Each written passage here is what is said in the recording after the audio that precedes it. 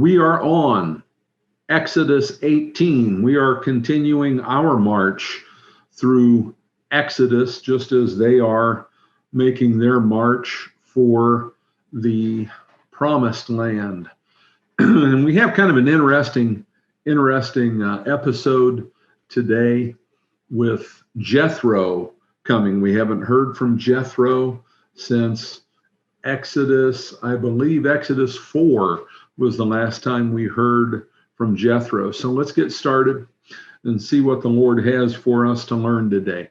Jethro, the priest of Midian, Moses' father-in-law, heard of all that God had done for Moses and for Israel, his people, how the Lord had brought Israel out of Egypt. Now Jethro, Moses' father-in-law, had taken Zipporah, Moses' wife, after he had sent her home, along with her 2 sons. The name of one was Gershom, for he said, I have been a sojourner in a foreign land. And the name of the other, Eleazar, for he said, the God of my father was my help and delivered me from the sword of Pharaoh. Jethro, Moses' father-in-law, came with his sons and his wife to Moses in the wilderness, where he was encamped at the mountain of God.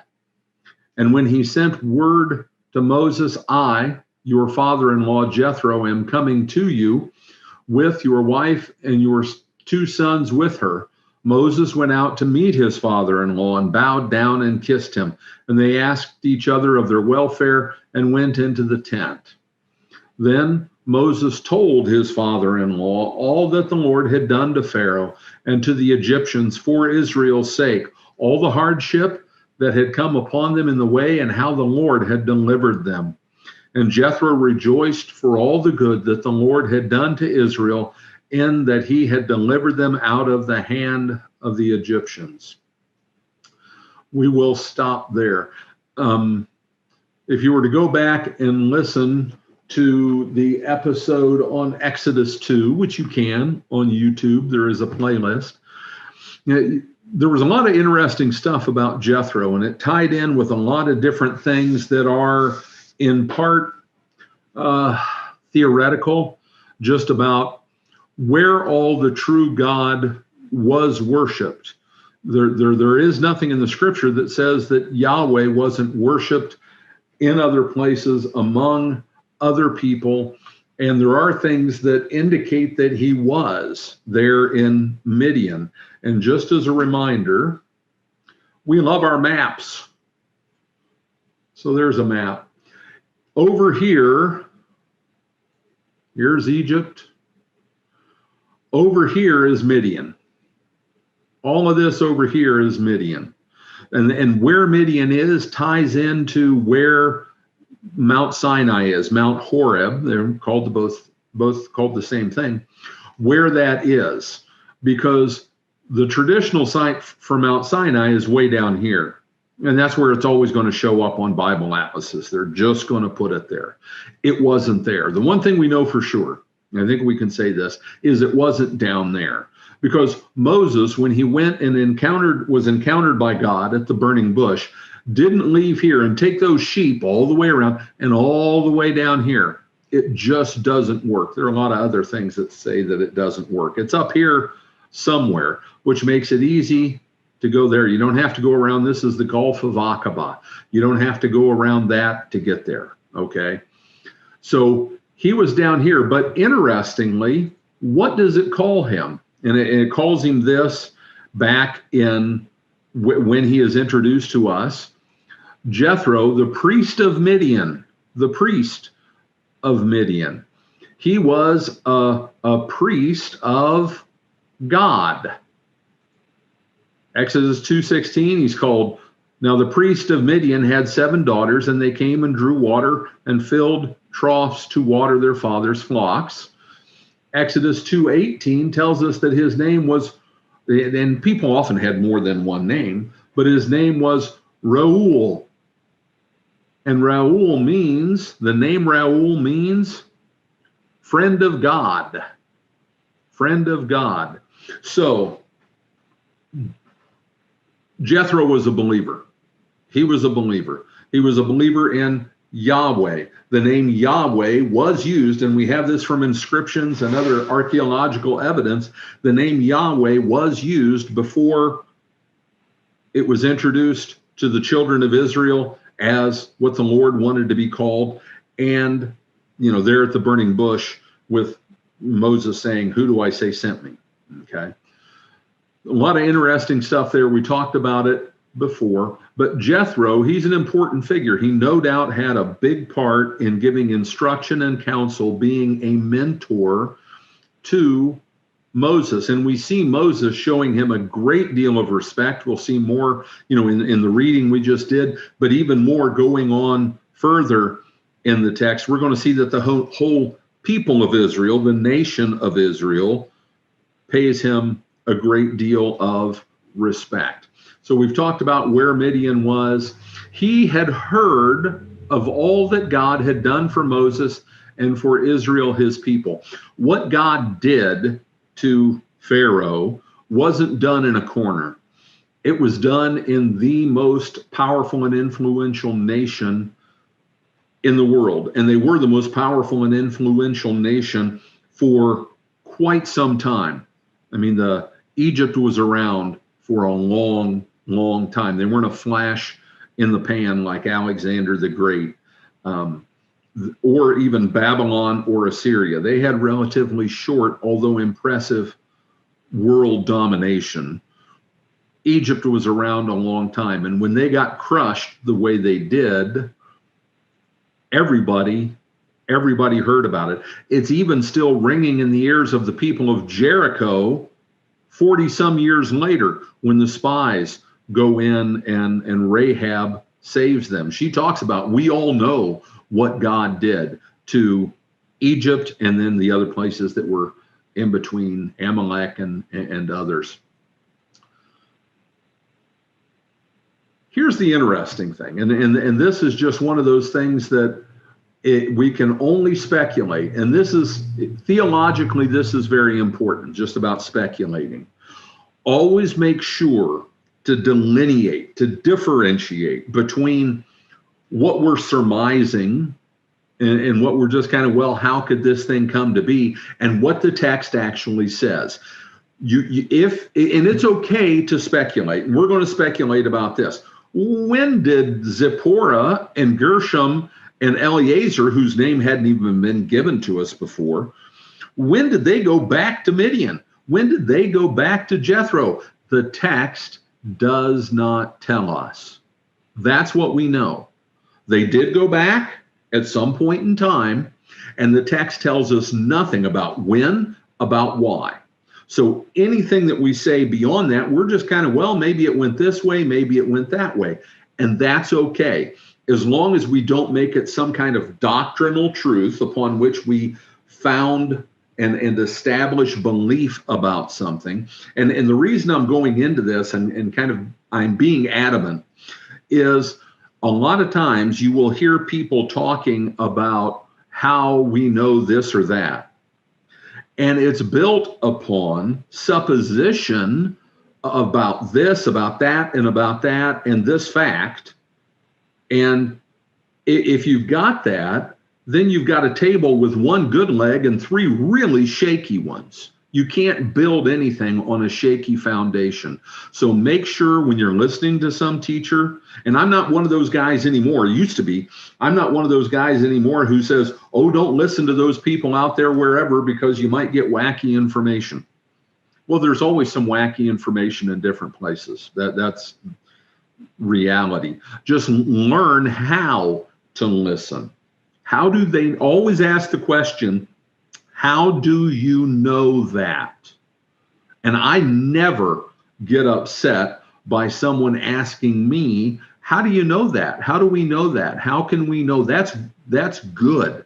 Paul praised the Christians in Berea. Now we're way ahead on Paul's missionary journeys. On his second missionary journey, he praised the Christians at Berea because they were more noble and they were daily searching the scriptures to see if these things were so. If I'm telling you the truth, I don't mind you checking me out. I don't mind you checking my references. I'm really happy when you ask me, well, what about this? And how do we know that for sure? Could you tell me more? That's good stuff. All we know here, back to the text, is Zipporah had gone back to Midian, and now she's coming back with Jethro and her sons. Jethro is bringing her to them. Now, here's the things that we can wonder. In Exodus 4:26, we had that interesting incident where Gershom hadn't been circumcised, and she called Moses a bridegroom of blood. At that point, did she head back to Jethro? I mean, there's nothing in the text that would tell us that, but that's where some people go with it. The other thing that we can wonder, and I'm not saying this is an exclusive list. If you've got an idea, throw it out there. The other one is, with what Moses was doing in Egypt, was he kind of a target for trouble? Did he send her back to Jethro to make sure she would be safe? That seems a possibility, but at the same time, the whole nation of Israel was in trouble. That would seem kind of wimpy on Moses' part. Maybe she just wanted to go home. Don't know. But it does say he had sent her home, the end of verse 2, along with her two sons. Now, the two sons, one was Gershom and the other was Eleazar. We were given Gershom's name before. Eleazar was never named. Gershom means that I am a sojourner in a foreign land. And these names for both of them are symbolic for what Moses' struggle was. Because when he says, I have been a stranger in a foreign land, when he named Gershom, that was when he had been kicked out, had to flee from Egypt. And he was a stranger, a sojourner in a foreign land. Well, so was the entire people of Israel. Okay. So the names kind of go, they're the names of Moses' children, but they're also names that describe what the people of Israel were going through.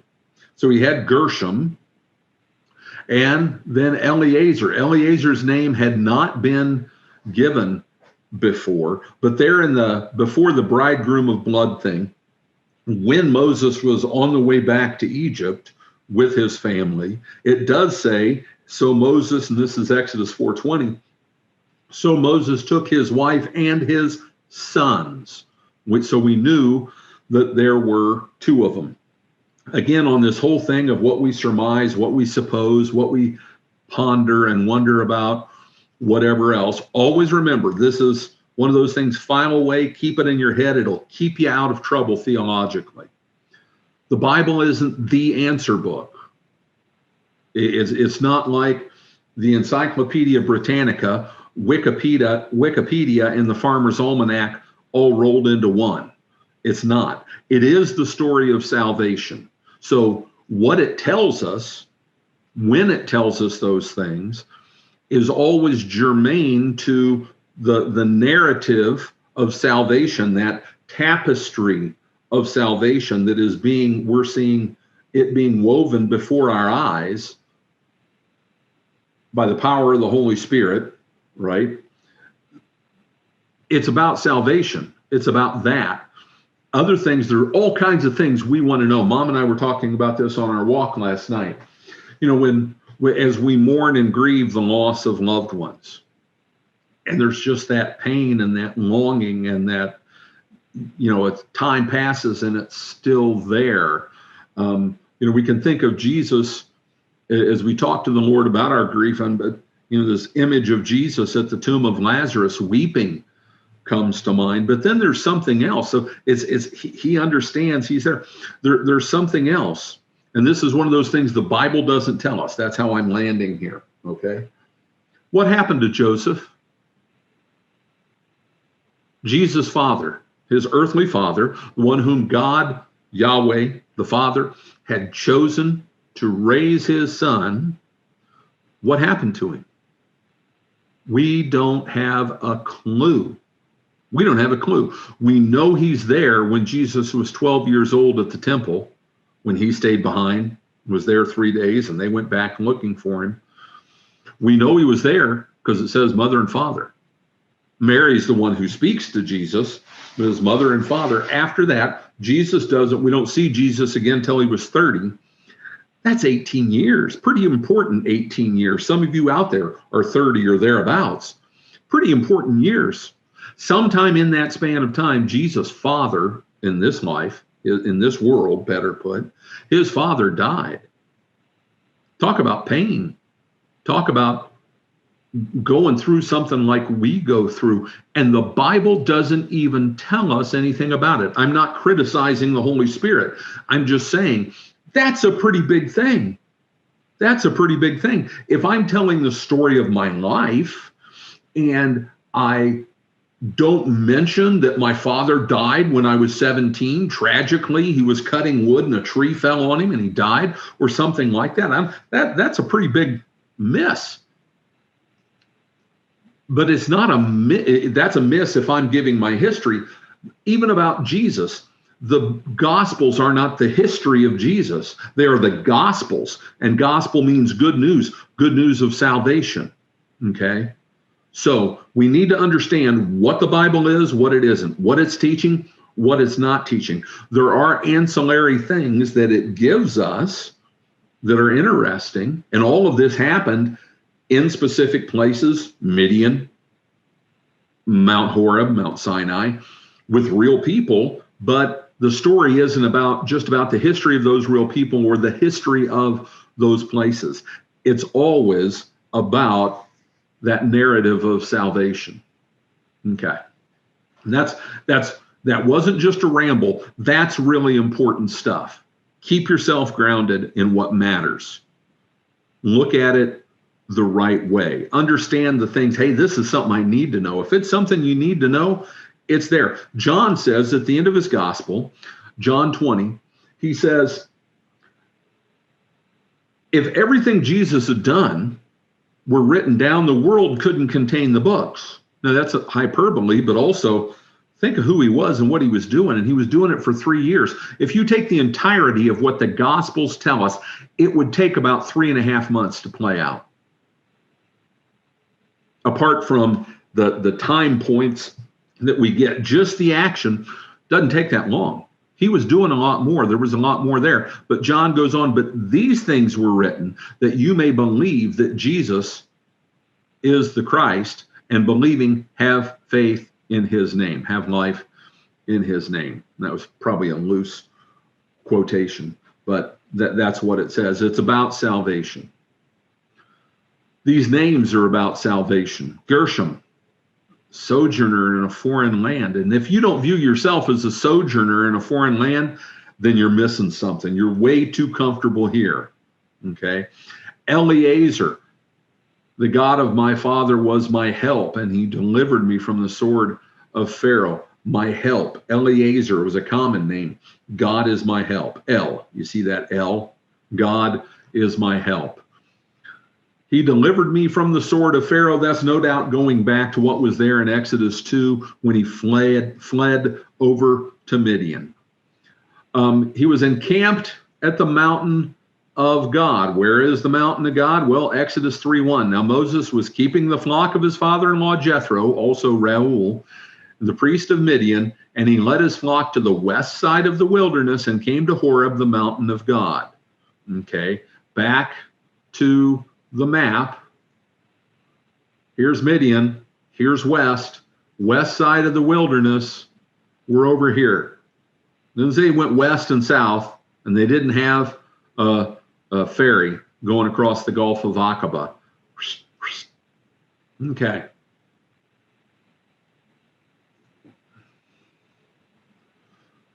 So that's where he is. They're back at the mountain of God. And when he sent word to Moses that he was there, they were really excited. They invited him in. And we're going to go down here to verse 10. Jethro said, "Blessed be the Lord who has delivered you out of the hand of the Egyptians and out of the hand of Pharaoh, and has delivered the people from under the hand of the Egyptians." What word is there? I didn't even catch this before. I'm reading it now. Look for repeated things. They repeated things because all of this back in the day, Even though Moses was going to write this stuff down, it was oral. It was oral. That doesn't mean it was inaccurate. It was oral. And so the way they told stories, the important things are repeated. The important things are repeated so that you get it, because you're only hearing it, you're not seeing it. Who has delivered you out of the hand of the Egyptians and out of the hand of Pharaoh, and has delivered the people from under the hand of the Egyptians. That hand, that mighty hand, that powerful hand of Pharaoh, it was in his title, it was in his name, but who really had the powerful hand? Do you think Jethro gets it? He's telling you right there, and that's something we could blow right past and missed. I almost did. Jethro is telling us he knows exactly what all that stuff was that I spent all that time in previous chapters explaining. The mighty hand is the Lord's. Pharaoh got squished like a bug. And he goes on.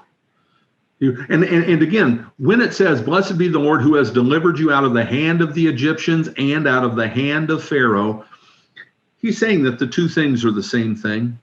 It's in a positive. They're the same things. Being freed from the Egyptians is being freed from the hand of Pharaoh. And being freed from the hand of Pharaoh is being freed from the hand of the Egyptians. It's all part of the same thing. In ancient languages, they do that much more frequently than we do. When it has an and, it's often saying this and that are the same things. I'm just stating it differently. It's one and the same. Now I know, this is Jethro going on. And in case you're wondering what Jethro believes and who he was, and he was the priest of God, what God was he the priest of, and of what God was he the friend. Pretty cool name, friend of God. Maybe one of you can name one of my grandkids Raoul. Yeah. Friend of God. Now I know. Let's listen. Let's listen. Let's put on our divine counsel ears. Let's put on our unseen realm ears. Now I know that the Lord is greater than all gods, because in this affair they dealt arrogantly with the people, and Jethro, Moses' father-in-law, brought a burnt offering and sacrifices to God, and Aaron came with the elders of Israel to eat bread with Moses' father-in-law before God. Okay. Man, there's so much stuff here. Goodness gracious. One of the key things in understanding that these other gods were real divine beings, and God, they did not use that word the way we do. When we say God, we mean the God, the one God, Yahweh, right? Hear, O Israel, the Lord our God, the Lord is one. That's what we hear. They did not use that word the way we use that word. El, Elohim, different forms of it meant spiritual being in a different realm. That's what it meant, okay? It is not praise. It is not praise. The other night, Friday night, there were high school football games here in Georgia. One of you went and watched one. And the team you were rooting for won. Very cool. They beat so-and-so high school. That's great. Well, if so-and-so high school is imaginary and you're singing their praises, is that really praise? It's like talking about, the old joke about, who do they play this weekend? When Alabama plays some school you haven't heard of, it's like they're playing the Sisters of Charity. It's nothing for Alabama to beat them. And if they're just imaginary, just things that people in their idiocy have conceived of, what praise is that to God? But you can look at here, he is saying the Lord is greater than all gods, all the other ones. And he's saying that the other gods, not the Egyptians, he's talking about gods, because in this affair, they dealt arrogantly with the people. And there are a number of references, I've got them over there in the notes, number of references where it talks about other gods being arrogant. Nehemiah 9:10, and performed signs and wonders against Pharaoh. And there that's talking about this, that they had dealt arrogantly. Psalm 119:21, you rebuke the insolent, accursed ones who wander from your commandments. Daniel 4:37, Nebuchadnezzar, my favorite name in the Bible. Four of my favorite names in the Bible, they're all in Daniel. Nebuchadnezzar and Shadrach, Meshach, and Abednego. Absolutely love those names. The Babylonians did names really well. Now I, Nebuchadnezzar, praise and extol and honor the King of heaven, for all his works are right and his ways are just, and those who walk in pride he is able to humble. And Nebuchadnezzar was speaking from experience, because he thought he was a god, and God made him go out in the fields and act like a cow for a long time. Luke 1:51, Mary in her Magnificat. He has shown strength with his arm. He has scattered the proud in the thoughts of their hearts. I used to hear that and I just thought about people. It's not just talking about people. That's not the way they thought about it. But the Lord is greater than all gods. Anytime we talk about this divine council stuff, that there was a council of divine created beings that God had made to work with him, and he talks with them and they have meetings. We can go to 1 Chronicles 16:25, for great is the Lord and greatly to be praised, and he is to be feared above all gods. These are just small examples, a short list of examples of where it talks about multiple gods. 2 Chronicles 2:5, the house that I am to build will be great, for our God is greater than all gods. Psalm 95:3, for the Lord is a great God and a great King above all gods. That's even in the Lutheran liturgy, for goodness sakes. I sang it all my life and missed what a lot of the significance was. Psalm 97:9, for you, O Lord, are most high over the earth. You are exalted above all gods. Psalm 135:5, for I know that the Lord is great and that our Lord is above all gods. And then those key passages, Psalm 82, God has taken his place in the divine council. In the midst of the gods, he holds judgment. The whole psalm is about that. It's a short one. And Psalm 89:6 and 7, for who in the skies can be compared to the Lord? Who among the heavenly beings, and that is B'nai Elohim, the sons of God, is like the Lord, a God greatly to be feared, in the council of the holy ones, and awesome above all who are around him. So this mindset, this understanding that these other divine entities existed and that God had just crushed them because they had dealt arrogantly with his people. And in celebration of that, Jethro brought offerings to God. He was a priest. He could make those offerings to God. And I talked about the respect shown to Jethro. What is it that happens? And there's something in here I missed before in reading through this. Aaron came with all the elders of Israel. Later that was formalized into the Sanhedrin, right? The Council of 70, still one today in Israel. The Sanhedrin, but the elders, the leaders, this is showing respect. Everybody representative of all the different tribes and clans comes together, and they ate bread. You read ate bread and it's like, I wonder if it was organic. Eating bread, that phrase talks about fellowship. They had fellowship with him. You didn't sit down and eat with strangers and people who believed false things. To eat bread with Moses, father-in-law, before God. I did not dig into that before. Was God present there in this? Before God? We talk about these manifestations of God, these theophanies, and could that have been one? It's a possibility. Need to be open to it. The next day, Moses, and here we get, this is what, if you say to somebody who knows their Bible, you throw out a chapter and like, oh, do you know what's in this chapter? Like 1 Corinthians 15, that's the resurrection. That's the resurrection chapter. That's all about the resurrection. 1 Corinthians 13, all about love. Exodus 17 or 18 rather. Exodus 18, everybody's going to say, oh, that's about administration, about Jethro giving Moses advice about how to run things.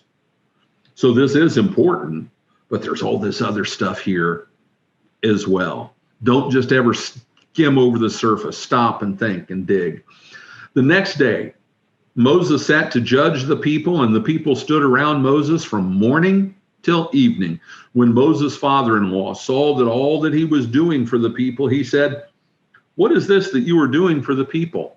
Why do you sit alone and all the people stand around you from morning till evening?" Think about that. Put yourself there. And he's going to talk about what they're coming with. They're bringing their problems to him, their disputes, their differences, things that had to be decided. As a parent, you do that. Your kids are coming, and it's like, go away. Just stop, right? This went on all day. And Moses said to his father-in-law, "Because the people come to me to inquire of God. When they have a dispute, they come to me, and I decide between one person and another, and I make them know the statutes of God and his laws." Moses' father-in-law said to him, "What you are doing is not good. You and the people with you will certainly wear yourselves out, for the thing is too heavy for you. You were not able to do it alone. Now, obey my voice, I will give you advice, and God be with you. You shall represent the people before God and bring their cases to God, and you shall warn them about the statutes and laws and make them know the way in which they must walk and what they must do. Moreover, look for able men from all the people who fear God, who are trustworthy and hate a bribe. And place such men over the people as chiefs of thousands and hundreds and fifties and of tens, and let them judge the people at all times. Every great matter they shall bring to you, but any small matter they shall decide themselves. So it will be easier for you, and they will bear the burden with you. If you do this, God will direct you. You will be able to endure, and all this people also will go to their place in peace." This is an important section that is often referenced and looked at and studied as we look at administration, how to run things, how to make sure things work right, okay? No one can do it alone. This was a huge group of people. And one shortcoming many leaders often have is to think, if I'm not doing it, it's not getting done right. If it's going to get done, I have to do it. And that's short-sighted, and it's also somewhat arrogant. If you need to train people to teach them the responsibilities and the skills that they need, choose people of the proper character, the proper mindset, and give them responsibility, and do that in a hierarchy where each person only has as much responsibility as they're able to handle. And if you think about it and you visualize a tree, one of those things like they have on the term is escaping me, a flow chart, whatever, that they have where you work of who answers to whom and how it works. How does it work as time goes on? The people who have some administrative responsibility here, eventually the ones who are worthy of it get moved up when others move out, right? And so you end up with people who have more experience, senior people, older people higher up, and younger people lower down. There was a guy I used to work with, and I remember him telling this. He had been very successful in his career in business, and he talked about sitting at this big table, a conference table with all these big shots with the company. And he was the youngest one there by like 15 years easily. And he was looking around the table and something struck him. What they had that he didn't have other than gray hair and paunches. He said, what they have is context, experience. They've seen this stuff before. They've seen things like this before, and they have a library of experiences to draw on to make decisions. And that's what I don't have, because I may be really capable, but I don't know as much as they do yet. Okay. So that just goes into this concept of picking people, giving them responsibility to take care of things that they're able to handle, and also not giving anyone too much responsibility. In the pastoral epistles, in 1st and 2nd Timothy, Paul talks about not laying hands on, making an elder or pastor out of someone who's too newly a convert, because he says they'll become puffed up and Satan will get them. He'll trick them and deceive them. Back to this. There's along with this, the hierarchical structure here that's very important. The criteria he gives are very important. First, I want to get this, because I didn't make a note on it in my notes, but I did highlight it. I make them know, Moses said, I make them know the statutes of God and his laws. Stop and think. Anything strike you as a little perplexing? Something to go, about? This is Exodus 18. What don't they have yet? What hasn't happened yet? Where hasn't Moses gone yet and brought something back?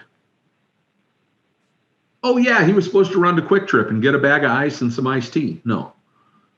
He hasn't been up on the mountain and had God write those tablets of stone with his own finger. Hasn't done that yet. But what is Moses doing?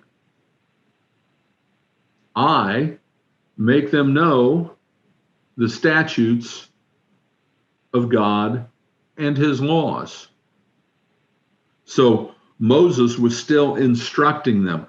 God apparently had given Moses some guidance and direction, maybe some insight into what was coming and all this stuff that God was going to reveal to him. Because otherwise, what's he operating with here as his in law? If you go to a court in the state of Georgia, there are books that have the laws written down. This is what we judge people by.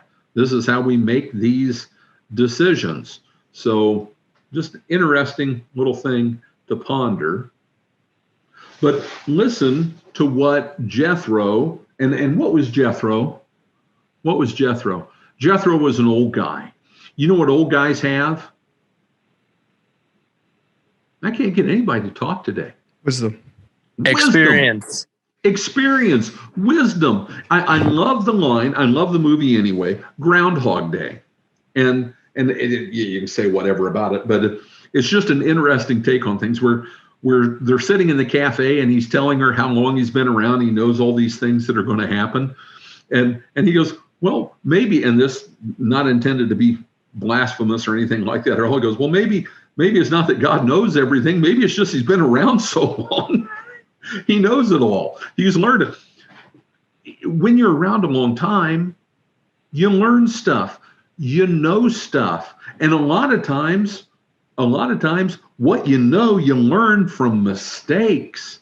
And what you do when you speak to younger people or other people is you're trying to keep them from making the same mistakes. Because, man, when you make that mistake, you know what it does? It hurts. It hurts you. It hurts others.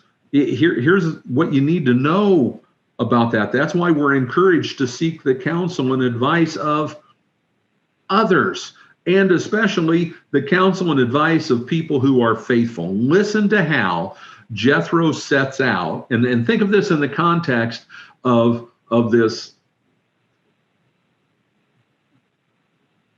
Hollywood production of an election that's going on, and what we should be looking for. Moreover, when he's talking about who to put in charge of these different groups of different sizes to have them judge, moreover, look for able men from all the people, men who fear God, who are trustworthy, and hate a bribe. Able men. Able. Able. You know how you know who leaders are? They lead. Whether they're asked to or not, they'll lead. When they see something that needs done, you know what they'll do? They do it. When there's something hard that no one else wants to do, or no one else is going to say, or maybe they need to hear it and others are afraid to say it, they'll say it. They're able. They're capable. They have the skills. They have the skills. And very often the best leaders are, guess what? Reluctant leaders. They didn't want it. They didn't seek it. It's not where they get their satisfaction and meaning and sense of significance. So we're gonna dig into this.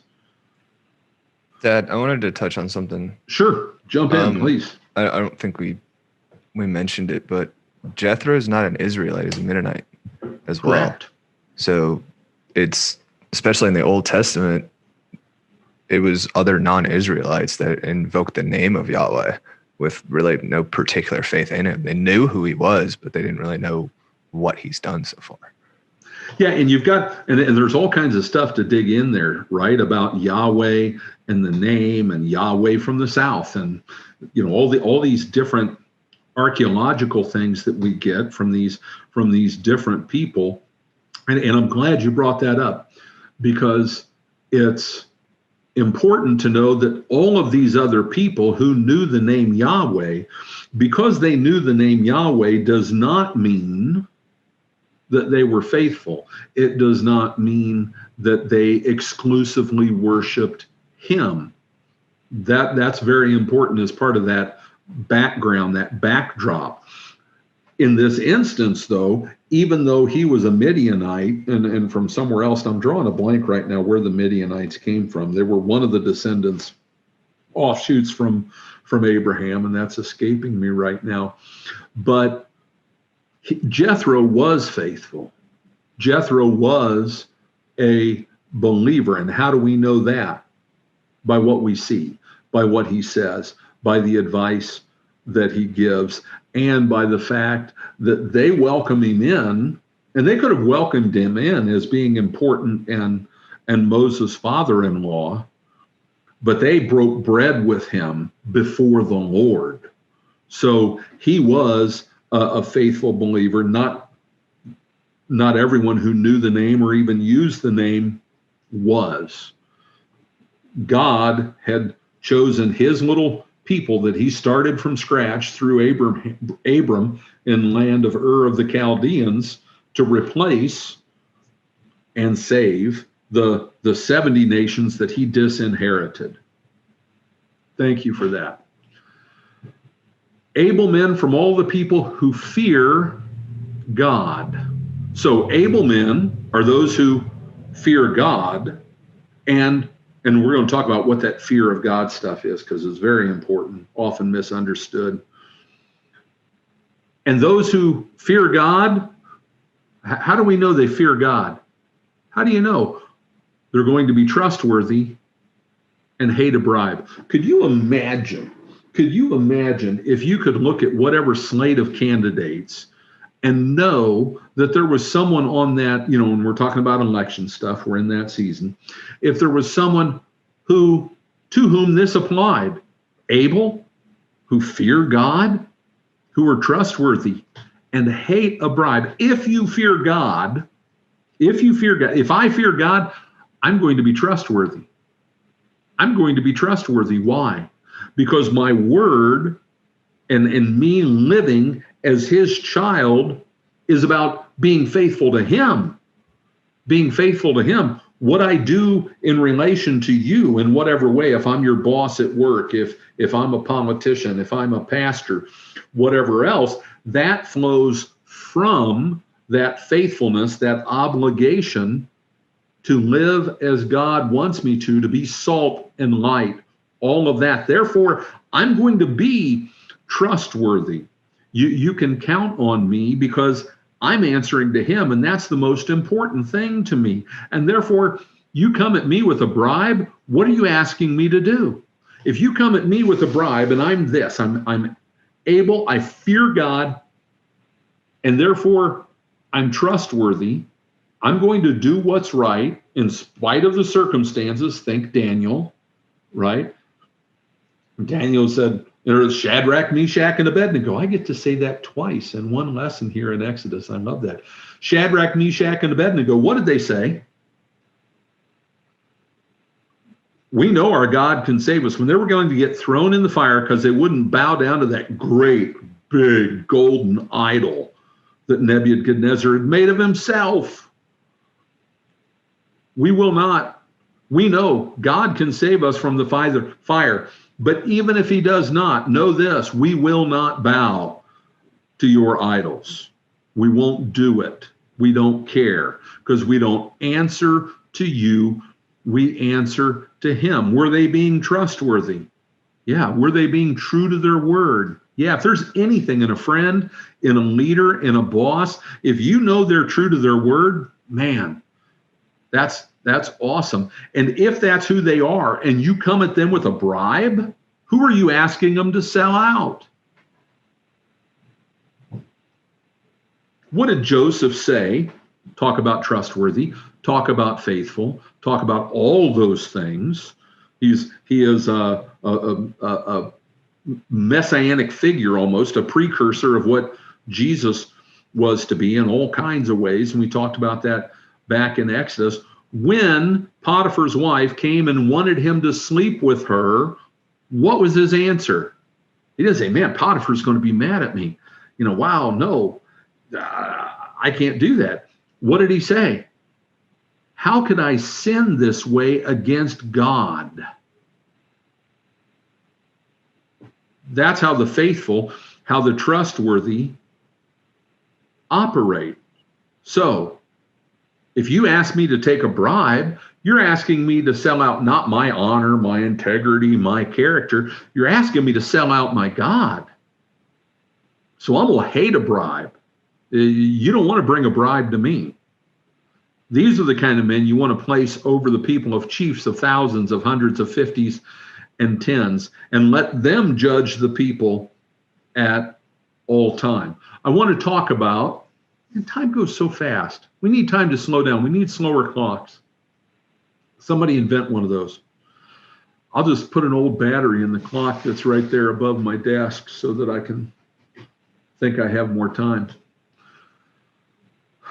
Fear of the Lord. Fear of the Lord. Fear of the Lord. It is a wonderful phrase. It teaches us wonderful things, but it's easy to misunderstand. So let's talk about it, because it comes up again and again, and it's a very important concept. Proverbs 1:7, the fear of the Lord is the beginning of knowledge. Fools despise wisdom and instruction. I want to throw this out there for you, and then I want to flesh it out, and then we'll look at these other references, and I want you to think about this. This is the way fear of the Lord is to be understood. Okay, if you look at the net sum total of what the scriptures teach us, and you boil it all down, this is the fear of the Lord. It is reverential awe, just knowing who he is, knowing what he has done, knowing how he thinks about me, knowing what he wants from me, right? In our study of Matthew, we're in the Sermon on the Mount.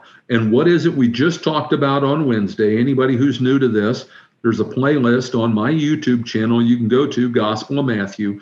You can look at the last one, Matthew 5:17 through 30, and we talk about this. No, I rattled all that off and forgot why I was talking about Matthew. It is the Sermon on the Mount. The overarching theme of it is us understanding the righteousness of God in which we live, that has been given to us, that changes our perspective on everything.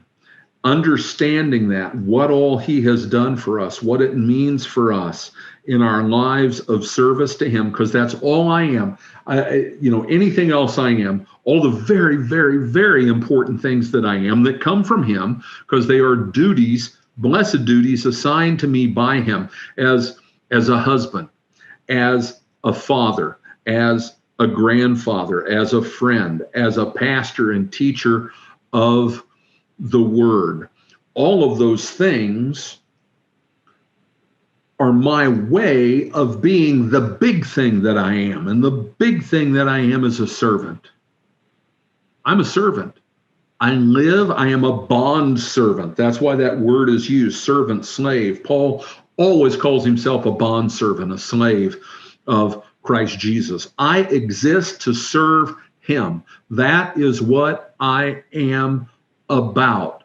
But in this life, if you're a bond servant, the master may not be kind to you. He may not have your best interest in mind. Mine does. He loves me so much, he died for me.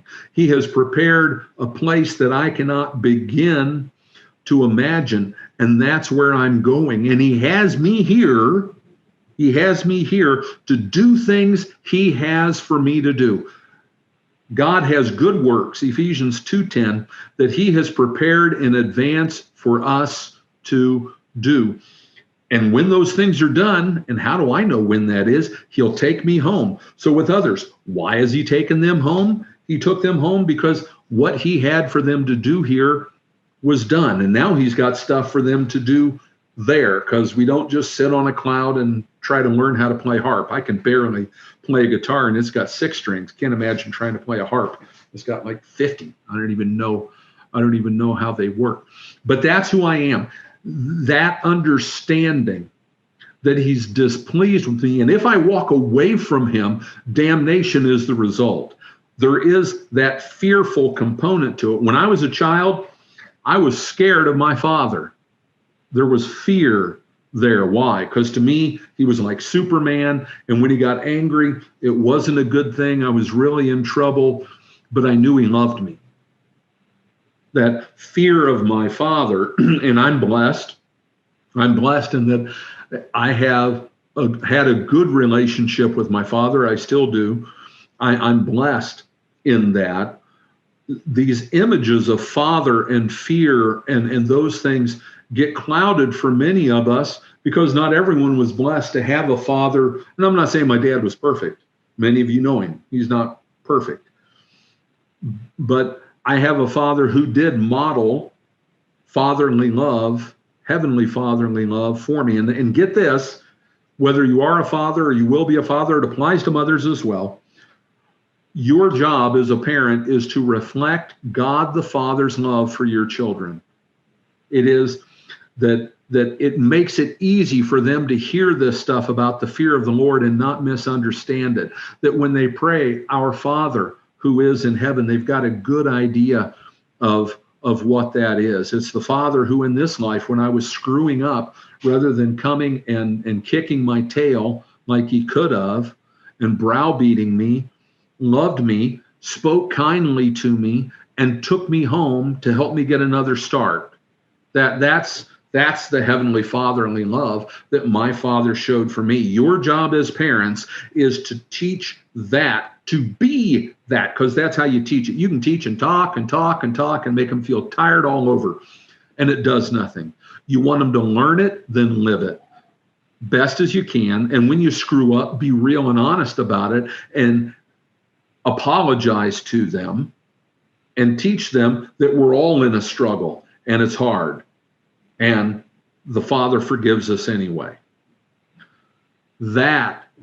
All that is what we need to understand, that the fear of the Lord is the beginning of knowledge. If I don't understand what I just told you, I'm lost. How am I going to have real knowledge about anything? I don't care how smart I am.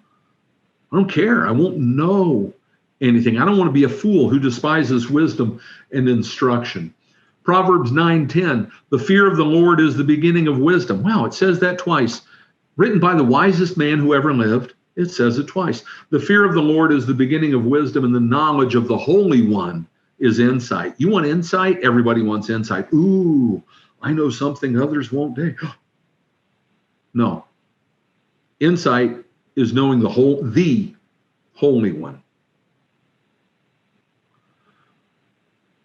Job 28:28, he said to man, behold, the fear of the Lord, that is wisdom, and to turn away from evil is understanding. I'm going to turn away from evil. Why? Why? Because to walk into evil is to walk away from my Lord.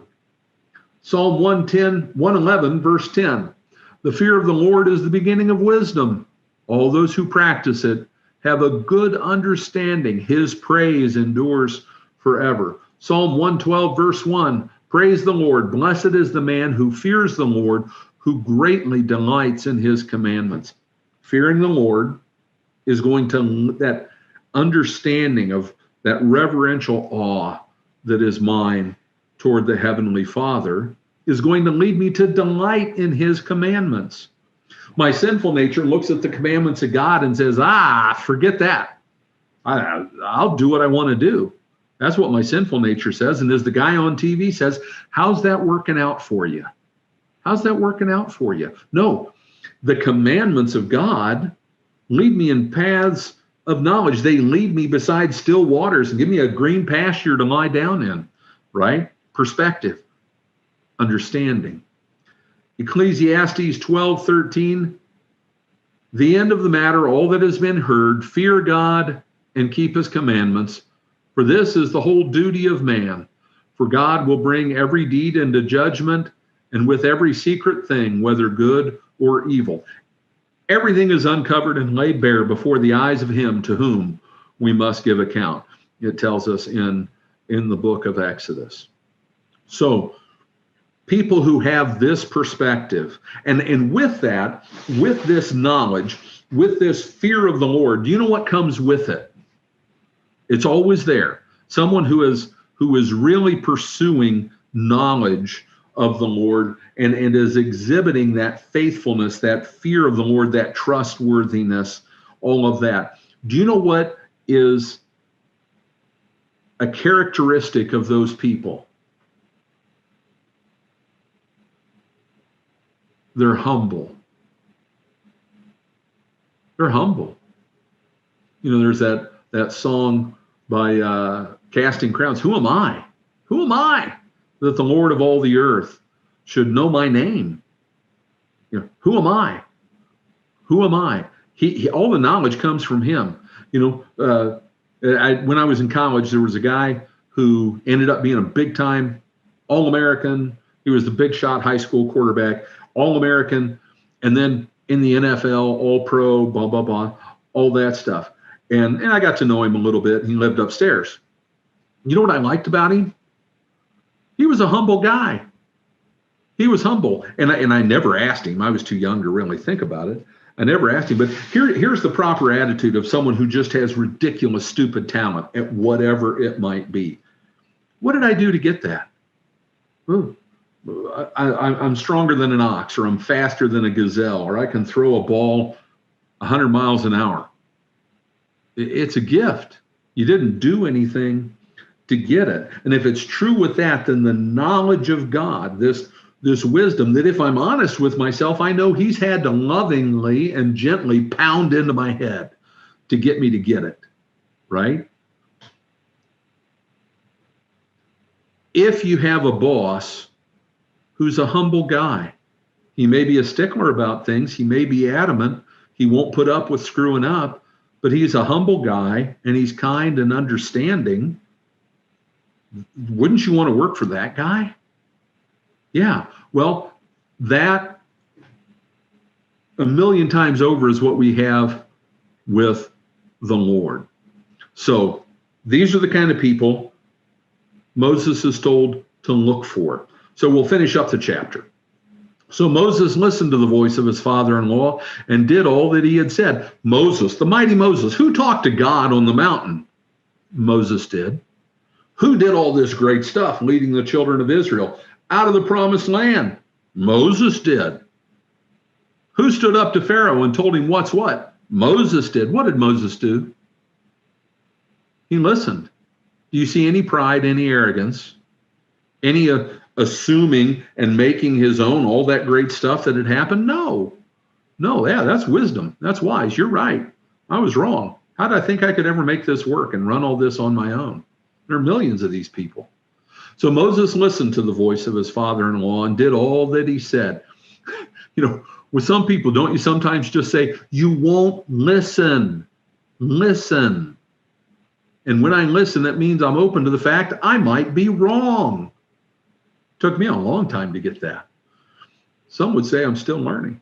Moses chose able men out of all Israel and made them heads over the people, chiefs of thousands, of hundreds, of fifties, of tens, and they judged the people at all times. Any hard cases they brought to Moses, and it went up the chain, right? Bunk, bunk, bunk, just like the court system. Where do you think they got the idea? And they judged the people at all times. Any hard cases they brought to Moses, but any small matter they decided for themselves. Then Moses let his father-in-law depart, and he went away to his own country. So that's the end of the chapter. We don't hear, he's referenced again, but we don't hear from Jethro again, I don't believe. And I say that, and then I wonder, am I missing something? I don't know. Next time, we got Israel at Mount Sinai. Good stuff. Not like all of this isn't good stuff, but definitely key central stuff to what we're working on here. So I encourage you, do some reading, do some digging. I encourage you, get the Faith Life Study Bible, free edition. Some of you have done that and you've gone, wow, this thing is great. You don't have to get the paid edition to get great stuff. Next time we'll dig into Israel on Mount Sinai.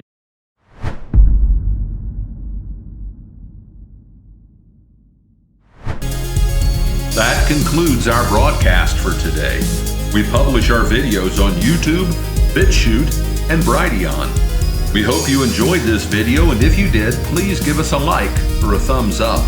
We invite you to subscribe so you can continue to receive our content. Also, please consider sharing this video with others. We love to hear from you, so please leave a comment below. This is Matthias 76, and together we will continue to decode the deception.